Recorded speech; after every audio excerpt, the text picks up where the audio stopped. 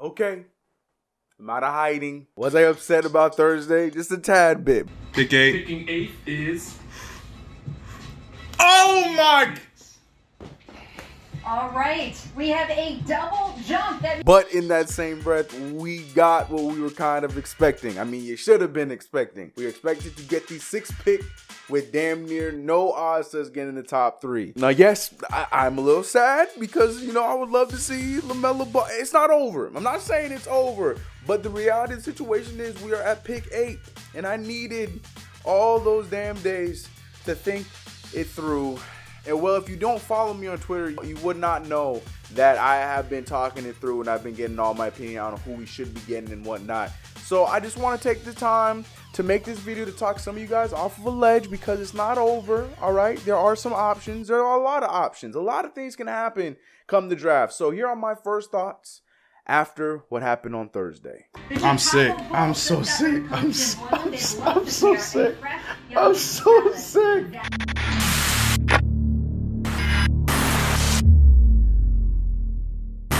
What's going on, CK Crucial Boy, CK2K here, and welcome back to another video, guys. If you haven't already, make sure you hit that notification bell. Don't forget to like this video and make sure you subscribe if you haven't already. Guys, yes, we had the lottery last Thursday, and there was no video posted on this channel since that day. We also tried to do a stream during that time, but Spectrum was just not on my side during that entire stream. So shout out to any of you guys that came over to IG.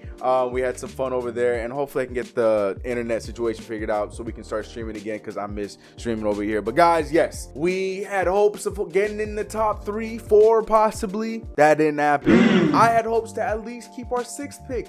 That didn't happen. Of course, in perfect New York fashion, we decided to go down. Just for the sake of going down. For those who may not know, the last time we have ever moved up from wherever we were supposed to be slated to get a draft pick was back in 1985, and a lot of you guys remember who was drafted back in 85. Since then, we have not ever moved up in a lottery ever since that time. I'm starting to believe that back then we signed a deal with the NBA that if you can give us just this one first overall pick, we will not take another one for the next 40 years. If that's the case, I hate this organization. All right, all jokes aside, we need to talk about what the situation is right now. So guys, I want you guys to say it with me one more time. Now, you guys have had plenty of time to get past this. We have the New York Knicks have the 8th overall pick in this year's draft. Say it with me. The New York Knicks have 8th. Yep, we do. And it's okay. It's okay. There's a lot of talent in that tier 2 spot, and that's what I call everybody that's not in that tier 1. Obviously, the tier 1 goes to Anthony Edwards, LaMelo Ball, James Wiseman, and maybe you can throw like Danny in there, Obi Toppin. Like, it's the guys that you know are going to be in that top 5. Whether the order is not for sure, but you know they're going to be in that top 5. You can probably throw Killian Hayes in there. Those are the guys that are going to be in that top 5. And then the tier 2 option is so big, and we fit in that tier 2 spot. Basically anywhere from pick 6 down to damn near pick 25. You can get any guy in that spot, and you can possibly end up getting a star, or you can end up getting a solid player that's going to have a long career. So it is not all over for my Knicks fans out there who are upset. This is me talking.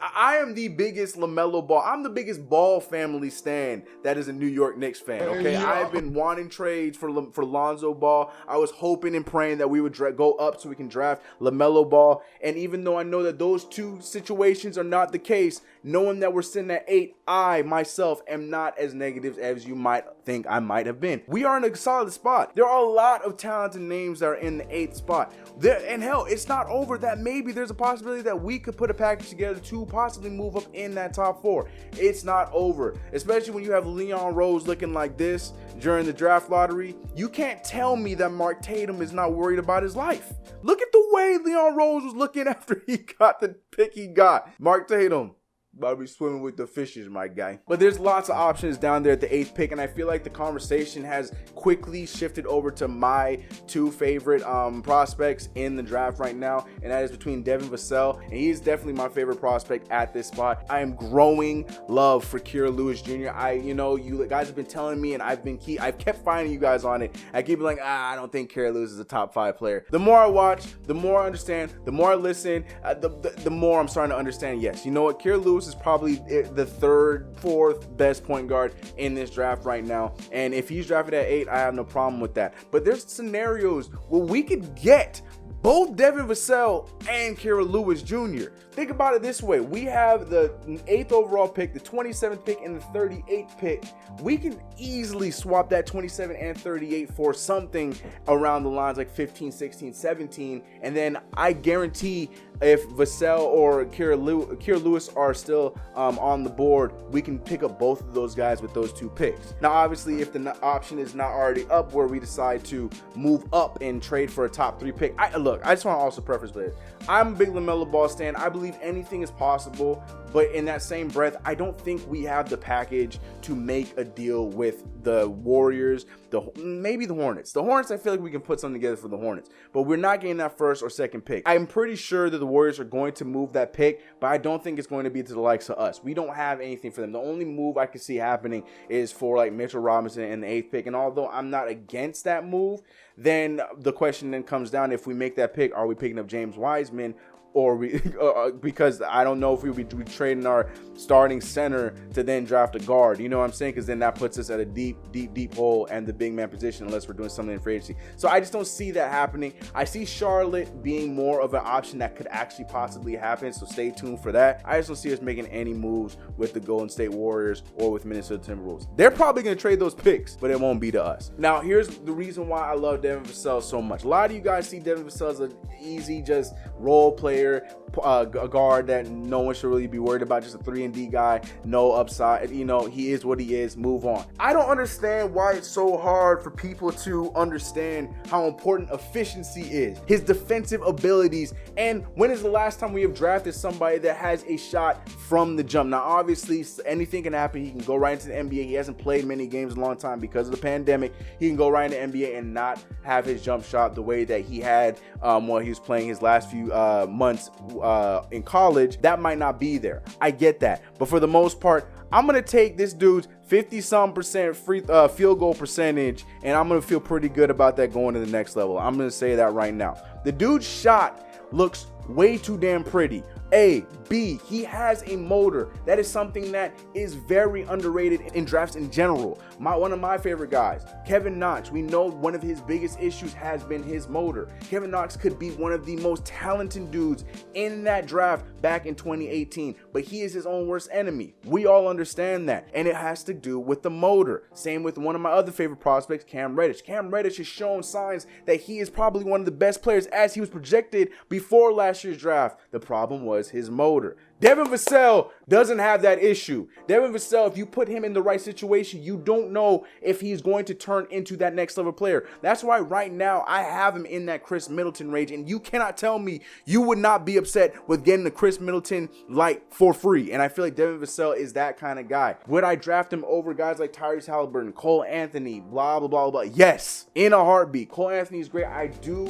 love Tyrese Halliburton. My problem with Tyrese Halliburton is just that worry that he missed so many games. We don't know the complete package that he's going to be at the next level. I do think he's going to be talented. It's just so hard for me to make that gamble. And plus, at 8, I don't even know if he's still going to be available, especially with the likes of Detroit ahead of us. That's why I don't have Killian Hayes on here, because I feel like if Killian Hayes even gets to this point, he's going to be drafted before we even get to make a pick, because Detroit is right ahead of us. And I know that if Killian Hayes is available, they're going to draft him, especially with the Sekou Demboya situation. They're going to try to keep them together. So I'm not putting Killian Hayes in that conversation. Possibly Tyrese Halliburton, and you guys know how I feel about Cole Anthony. I will humbly take the L if Cole Anthony comes to that next level and he is the guy that a lot of you guys think he will be. But I'm not taking Cole Anthony. If it happens, I will learn to like it, but I'm not looking at Cole Anthony. So Devin Vassell is my guy, but I'm also looking at a guy like Kira Lewis Jr. Now, Kira Lewis is a guy that I don't understand. And the more I've watched him, the more I've seen, he averaged 18, damn near 19 points per game. The dude is already, I understand why Killian Hayes is starting to get the buzz that he got. Tyrese Halliburton, I get all these other guards. But then you go so far down the line, a lot of people have Kira Lewis in the 20s being drafted, and I don't understand that, which is why I feel like if we trade up, that's why I feel like we go like Vassell too is another one that's not even projected to be early in the top 10. A lot of people now are believing that he's a top 10 talent, but beforehand, Devin Vassell was looking at like the 15, 16 spot, and I don't understand that. So that's why I think if we move up, we secure that 14, 15, 16, 17 pick, then we were able to get both of these guys, and then from the jump, we already bring in two dudes that can help us at this, help us with the rebuild and help us with the kind of team that we're trying to put together. Kira Lewis has the ability to be that next level point guard. Obviously, there's a lot of other question marks around Kira Lewis's game. I mean, the talent that he played at college level, you know, all those kind of questions, which is probably the reason why he wasn't getting as much buzz as he got. But I don't understand. The man is a solid defender. Dude can take a shot at the dime. I think one of my biggest features that I want in my future point guard, he does not have, which is the ability to move the ball. He can move the ball, but he's not the greatest. He's not like LaMelo Ball, not like Tyrese Halliburton in the sense of being able to move the ball. Killian Hayes, he doesn't have that ability, but what he loses in that, he makes up for his speed, makes up for in his jump shot, and he makes up for in his decision making as far as when he's in the fast break. So those kind of things I'll be okay with, and I'll be able to get past it. And to me, he's just a better overall player than Cole Anthony. Cole Anthony's just the name. I feel like Kira Lewis is the guy that's more of a well-rounded, better put-together player because he also does it at the defensive end, and he can score. So you can't say like, well, he's a defensive player, but he can't. But he can score. He can put the ball in the bucket. So Kira Lewis and Devin Vassell are definitely my two favorites. Other guys I'm looking at, probably not at 8, but looking closer. Like if we do end up making that trade, I'm a huge Saddiq Bey fan. I would love to see Saddiq Bey on the Knicks. I know we got so many forwards, so it would be crazy, but Saddiq Bey is one of those guys that can play 2 through 4, preferably the 3 and the 4. But Saddiq Bey is a solid defender with a good jump shot, and he's perfect in a system. If we end up moving to playing a little bit of a faster pace with Tom Thibodeau, I think he would fit perfect with that. And Saddiq Bey just screams Tom Thibodeau type of player, so I think he would thrive in our offense. But guys, these are all just my thoughts after the lottery on Thursday. Let me know all of your thoughts in the comments below. I just wanted to get this one off my chest. I wanted to talk about this to let you guys know that the 8th pick is not the end of the world. We are okay. There's so many options. We can still trade up. Charlotte, it's Michael Jordan, it's the Hornets. They don't do well in the draft. So there's a possibility that we could possibly steal that 3rd pick, and there's a possibility we could still get LaMelo Ball at 3. But there's also possibilities that we can get 2 of these great first-round talents with a simple flip of our 27th and 38th pick and moving up along with our 8th pick. There's so many options, but let me know in the comments below who you are looking at, who are your favorites. We're going to talk more about draft possibilities in a future video. Guys, I'm excited. It is that time of the year. Please do your research. I'm going to be doing mine. I'm going to have an updated mock draft because I feel like this is going to be a need-heavy draft. So I'm going to do my updated mock draft here in a few weeks. Not a few weeks. Yeah, about a few weeks. We got time because the draft ain't until October. So stay tuned for that. But much love to every single one of you guys. Man, if you haven't already, make sure you hit the subscribe button. Hit the notification bell. Don't forget to like this video. And you know what it is. It's been your boy CK. I'm out. Get you on the next one. And peace. Feeling like I won the lotto. Always taking trips with a new chick, asking where the time goes.